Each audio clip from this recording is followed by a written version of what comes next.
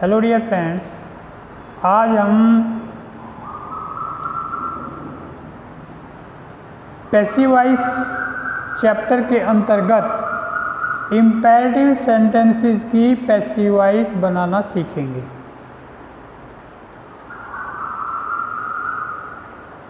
ये imperative sentences आपको बताया गया था क्या होता है भाई, जिन वाक्यों के अंदर आज्ञा दी जाए, आदेश दिया जाए, प्रार्थना की जाए, सलाह दी जाए, सुझाव दिया जाए, प्रस्ताव किया जाए, किसी काम को करने से मना किया जाए, किसी काम के लिए आग्रह किया जाए, तो ऐसे सभी वाक्यों को इम्पेरेटिव सेंटेंसेस कहते हैं।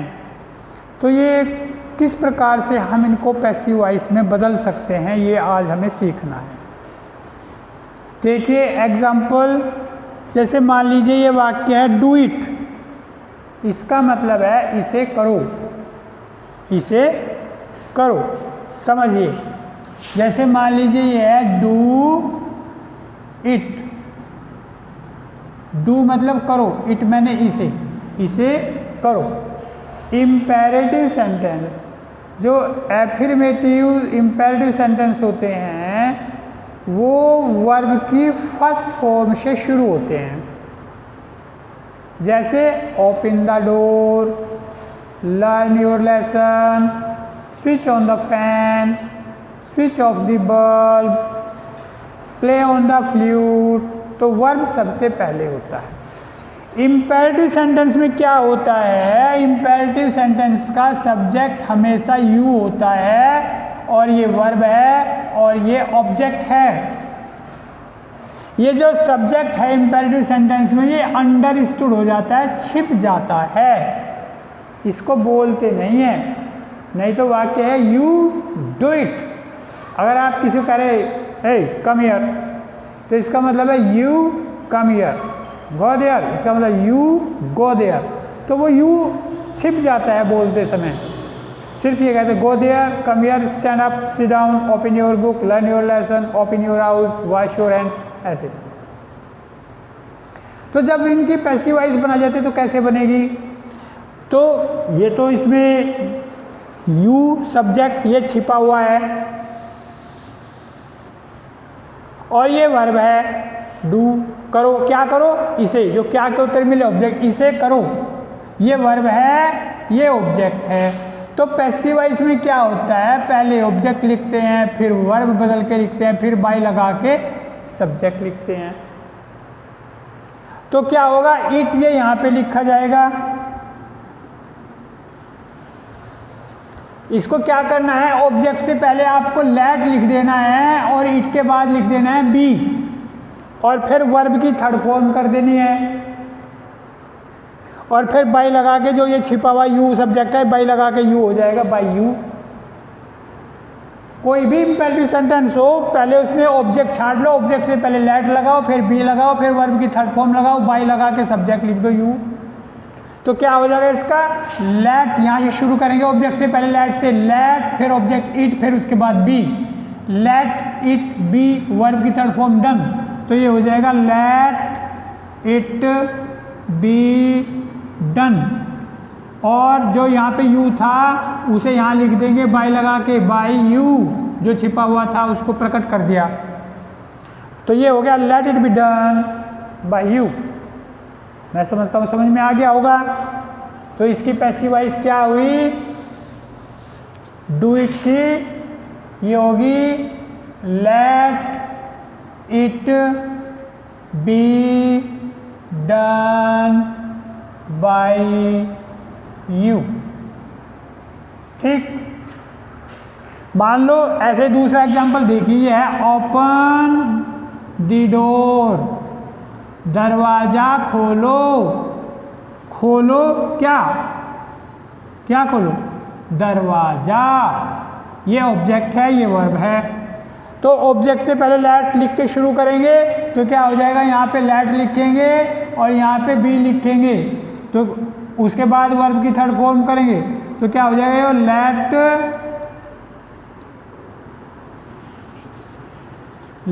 The door be opened.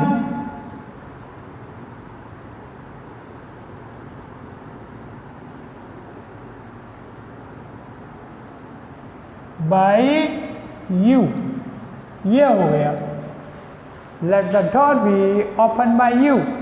तो इस प्रकार का कोई भी वाक्य होगा आप कर लेंगे कि ऑब्जेक्ट से पहले लेट, ऑब्जेक्ट के बाद बी और बीच में ऑब्जेक्ट, तो ये हो जाएगा let the door be, verb की थर्ड फॉर्म ओपन और फिर बाय लगा के लिख देंगे subject you. Let the door be open by you.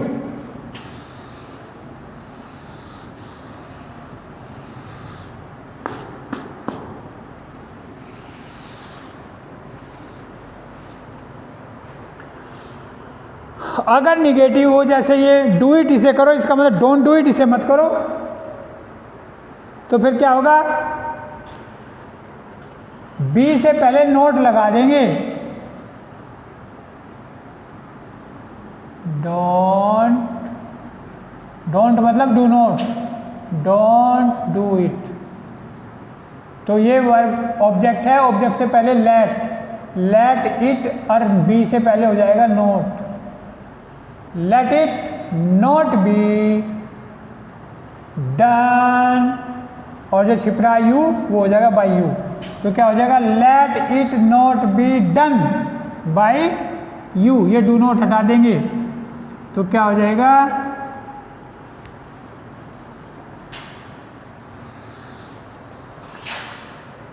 Late, ये ऑब्जेक्ट है, ऑब्जेक्ट से पहले let, let it not be done, और जो यू छुप रहा बाय यू, डोंट नहीं लिखेंगे, डोंट हटा देंगे, तो क्या हो जाएगा ये, late it not be done by you. इसी तरह का एक एग्जाम्पल देखिए, डोंट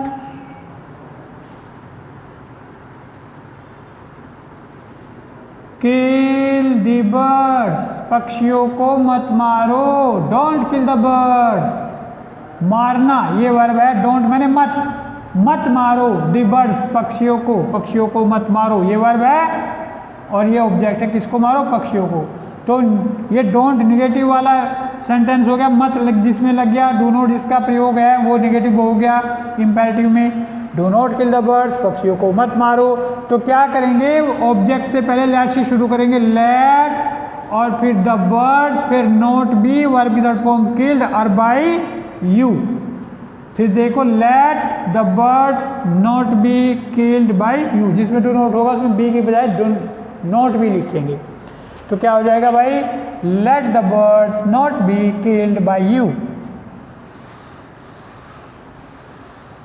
आगे देखो तीसरा, let me learn my lesson, let मैंने देना, लेट मी लर्न मुझे याद करने दो, लेट मी लर्न मुझे याद करने, लेट मी स्लीप मुझे सोने दो, लेट मी गो मुझे जाने दो, लेट मी प्ले मुझे खेलने दो, लेट मी टॉक मुझसे बात करने दो, लेट देम टॉक उन्हें बात करने दो, लेट हिम टॉक उसे बात करने दो, लेट अस प्ले हमें खेलने दो, लेट देम प्ले उन्हें खेलने दो, लेट हिम प्ले उसे खेलने दो, लेट हिम टॉक उसे बात करने दो, लेट हिम स्लीप उसे सोने दो।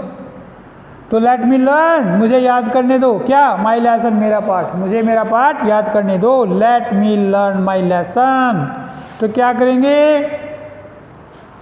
जो ऑब्जेक्ट है लर्न याद करना ये वर्ब है, क्या याद करने दो, मेरा लेसन मेरा पाठ ये ऑब्जेक्ट है, तो क्या हो जाएगा, इससे पहले लिखेंगे लेट, लेट और बाद में लिखेंगे be, let my lesson be, verb की third form learn by me, क्या हो जाएगा, लेट, ऑब्जेक्ट से पहले लेट और बाद में बी, तो let my lesson be, verb की third form learn by me, let my lesson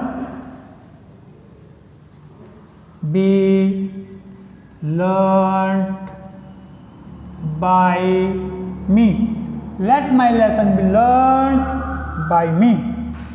और मान लो ये है,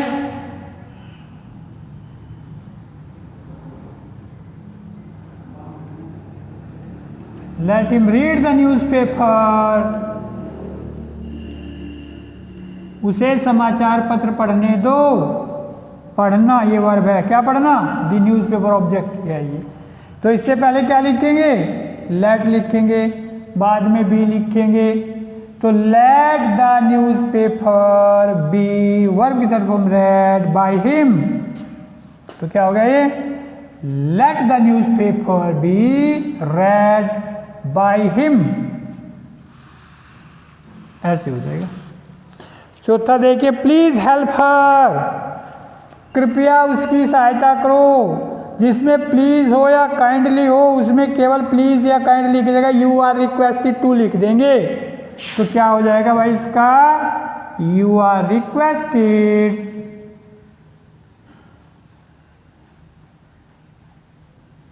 to help her.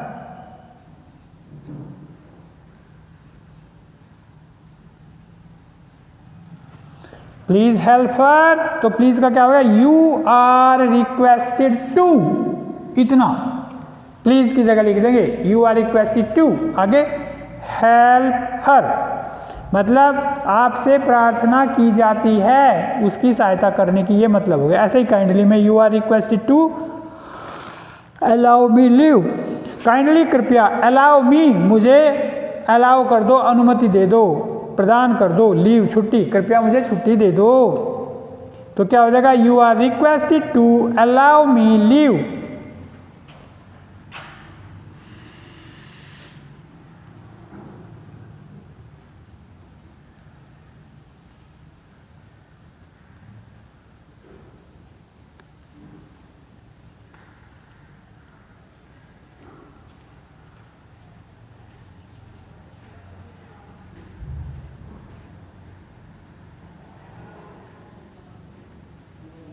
You are requested to allow me leave.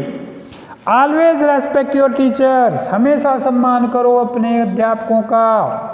तो रेस्पेक्ट करना, सम्मान करना, ये वर्ब है। और किसका सम्मान करो, ये ऑब्जेक्ट है अपने अध्यापकों का, योर टीचर्स, ये ऑब्जेक्ट है। तो कैसे बनेगी इसकी पैसिव वॉइस भाई, ऑलवेज respect your teachers, इसका सम्मान करो, योर टीचर्स अपने ऑब्जेक्ट, अपने अध्यापकों का, ये ऑब्जेक्ट है। रेस्पेक्ट करना ये वर्ब है। ऑलवेज हमेशा, हमेशा सम्मान करो अपने अध्यापकों का।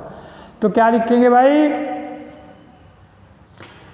पहले ऑब्जेक्ट से पहले लिखेंगे लेट और बाद में लिखेंगे बी, तो क्या हो जाएगा, यो लेट योर टीचर्स, ऑलवेज जरूर लिखेंगे पहले बी से, let your teachers always be respected by you, let your teachers always be, always पहले आ जाएगा बी से,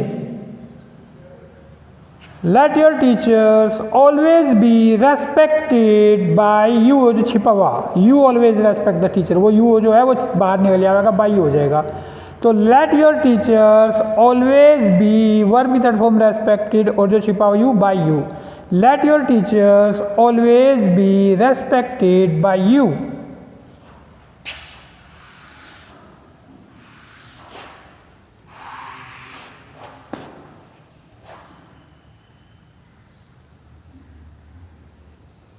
Let your teachers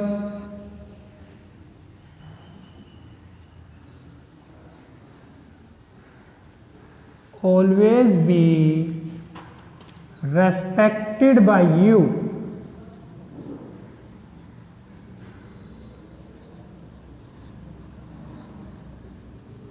ये हो गया जी, let your teachers always be respected by you। ये never beat your friends, कभी मत पीटो अपने मित्रों को। never मतलब always का ऑपोजिट, always हमेशा, never कभी नहीं। जैसे never tell lie, कभी झूठ ना बोलो, नेवर स्टील एनीथिंग, कभी कोई चीज़ ना पूछ रहा हो, नेवर टीज द एनिमल्स, कभी जानवरों को मत सताओ, नेवर स्पीक हार्श, कभी कठोर मत बोलो। तो नेवर बीट योर फ्रेंड्स, कभी अपने मित्रों को मत पीटो। तो ऑब्जेक्ट से पहले लेट और बाद में बी से पहले लग जाएगा जो नेवर, बी से पहले, जैसे ऑलवेज पहले लगा था बी से, ऐसे नेवर पहले लग जाएगा बी से।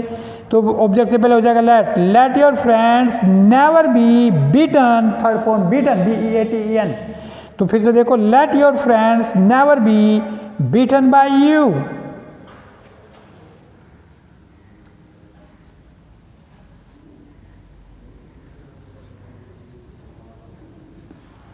let your friends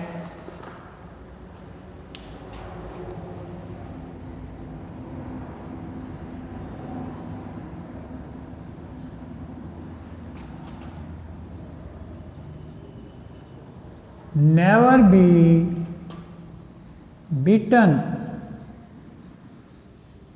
by you. Let your friends never be beaten by you. Please do sit. Please sit, कृपया बैठिए, और प्लीज डू सिट जैसे आप किसी से आग्रह करते हैं। मेहमान आए और वो कहने लगे चलो बजी चल रहे, बस हम तो बस देखने आए थे भाई क्या ठीक ठाक है सब। अरे बैठो तो भाई, तो जब लग जाए बैठो तो सही। तो अंग्रेजी में कहते हैं प्लीज डू सिट, आओ तो सही, प्लीज डू कम, अजी लो तो सही, प्लीज डू टेक इट, बताओ तो सही, please do tell me what the problem is, करके मुझे बताओ तो सही क्या समस्या है, please do tell me what the problem is. तो ऐसे ये प्लीज डू सिट जिसमें डू का प्रयोग हो जाए वर्ब से पहले, जैसे आप किसी को बस जरूर आना, प्लीज डू कम। आप किसी को मैं आ तो रहा, तो क्या होगा, मैं आता तो हूं, आई डू कम। मैं खाता तो हूं, आई डू ईट। मैं सोता तो हूं, आई डू स्लीप। तो प्लीज डू सिट, कृपया बैठिए तो सही। तो ऐसे में क्या होगा, प्लीज की जगह हम इसमें रिक्वेस्टेड लगाते थे, यहाँ ये आग्रह है, अर्ज, यू आर जी ई, अर्ज मैंने आग्रह, तो इसमें लिख देंगे you are urged to sit, बस you are urged to seat.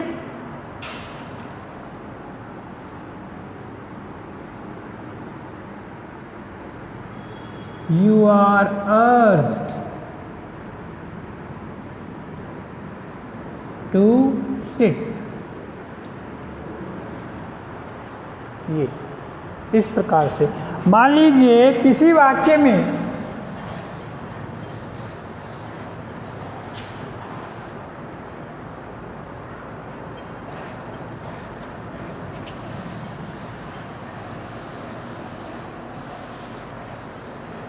जो मॉडल ऑक्सिलरी वर्ब है उनका प्रयोग है, जैसे विल शैल की तो फ्यूचर इंडेफिनिट टेंस से पढ़ चुके हैं। इसके अलावा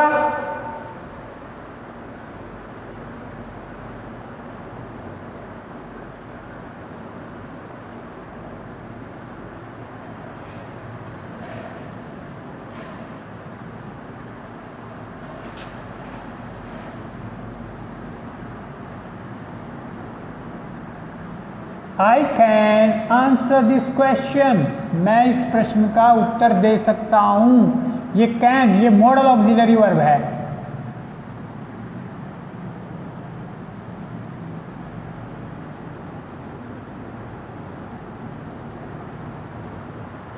ये मुख्य क्रिया है। I can answer this question, मैं इस प्रश्न का उत्तर दे सकता हूं।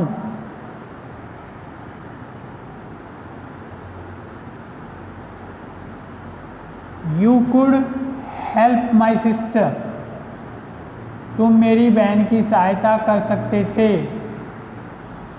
could help मुख्य क्रिया है, ये मॉडल ऑक्सिलरी सहायक क्रिया है।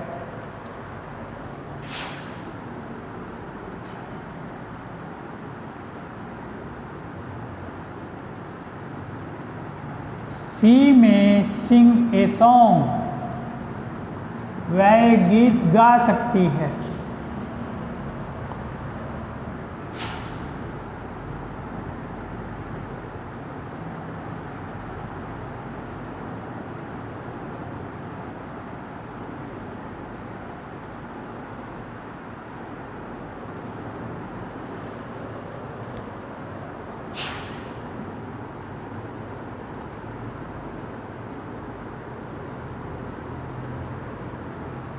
You might win the match, तुम मैच जीत सकते थे।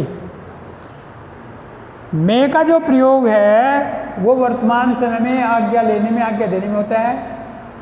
और प्रेजेंट और फ्यूचर टेंस में किसी कार्य के होने की संभावना को प्रकट करता है, और किसी कार्य के होने की संभावना पास्ट में व्यक्त की जाती है माइट के द्वारा, मे की past form might.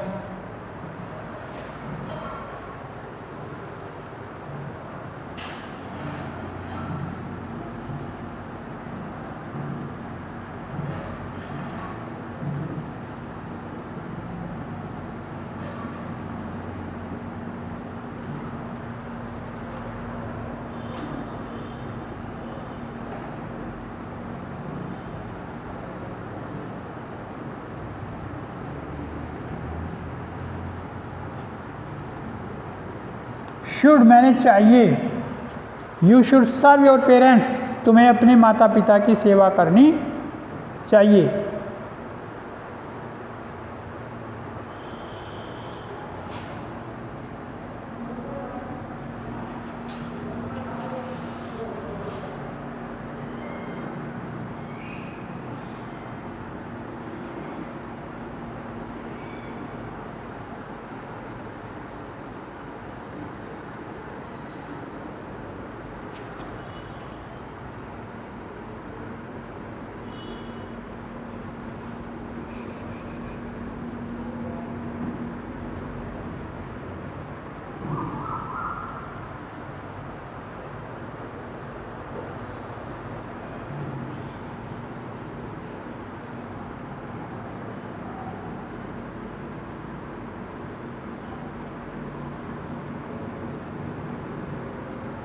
They ought to follow the rules of the road, they उन्हें आउट टू चाहिए, फॉलो पालन करना, अनुसरण करना, the rules of the road सड़क के नियमों का, उन्हें सड़क के नियमों का पालन करना चाहिए।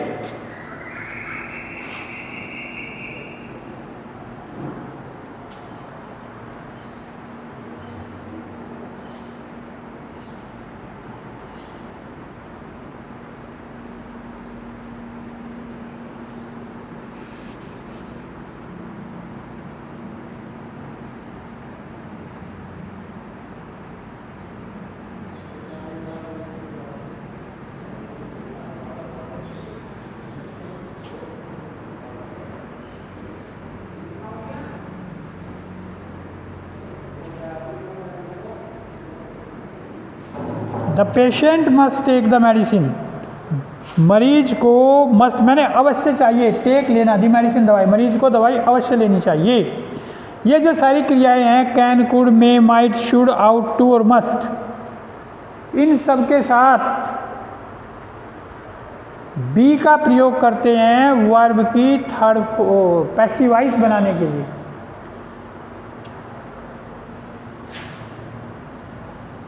जिस किसी वाक्य में मॉडल ऑक्सिलरी वर्ब का प्रयोग होता है, यानी will, would, shall, should, can, could, may, might, must, ought to, तो इन सब के साथ बी और वर्ब की थर्ड फॉर्म लगा दी जाती है पैसिवाइज बनाने के लिए, ऑब्जेक्ट को पहले लिखा जाता है। तो जैसे ये वाक्य है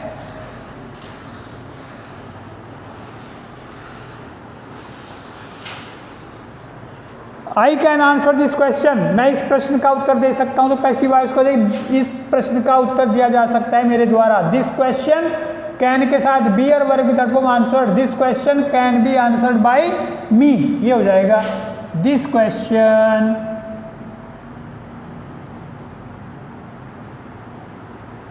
कैन बी और वर्ब की थर्ड फॉर्म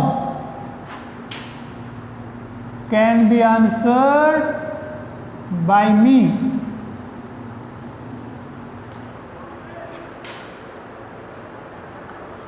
दूसरा, you could help my sister, तुम मेरी बहन की सहायता कर सकते थे। कुड हेल्प, हेल्प मुख्य क्रिया या सहायक क्रिया, यू सब्जेक्ट, और किसकी सहायता कर सकते, माई सिस्टर ये ऑब्जेक्ट है। तो क्या होगा, माई सिस्टर कुड के साथ बी और verb third form help, my sister could be help by you, my sister could be helped by you.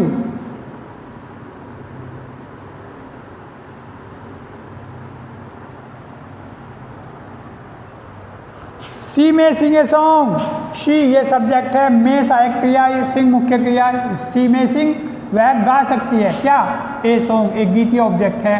तो क्या लिखेंगे, ए सॉन्ग में के साथ बी और third form sung, a song may be sung by हर।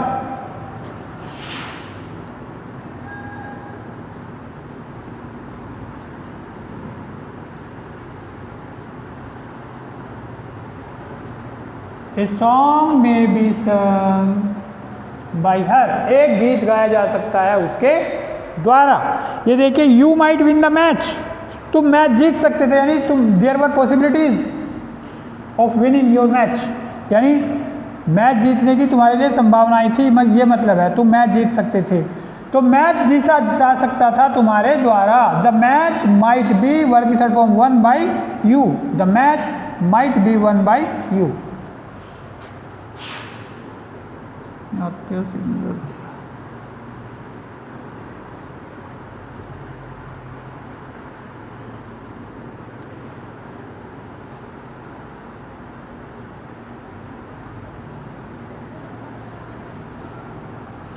और you should serve your parents, तुम्हें अपने माता पिता की सेवा करनी चाहिए। किसकी सेवा करनी चाहिए, योर पेरेंट्स, अपने माता पिता की ऑब्जेक्ट है, तो पहले ऑब्जेक्ट लिखो, योर पेरेंट्स शुड के साथ बी वर्ग की third form served, your parents should be served by you.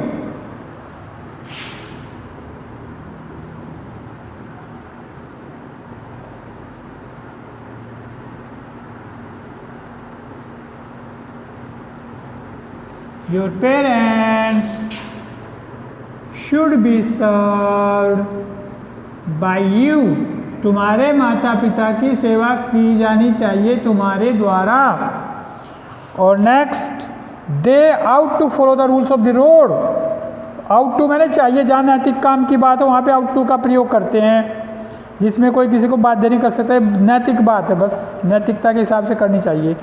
They ought to follow, उन्हें पालन करना चाहिए, अनुसरण करना चाहिए, the rules of the road, सड़क के नियमों का, तो सड़क के नियमों का पालन किया जाना चाहिए उनके द्वारा। The rules of the road ought to be followed by them, the rules of the road ought to be followed by them.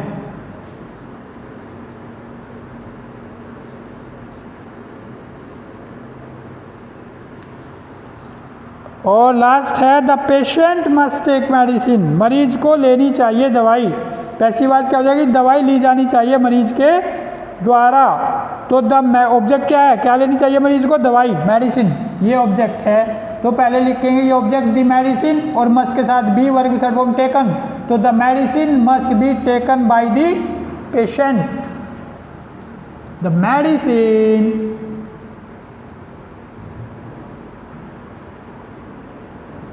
must be taken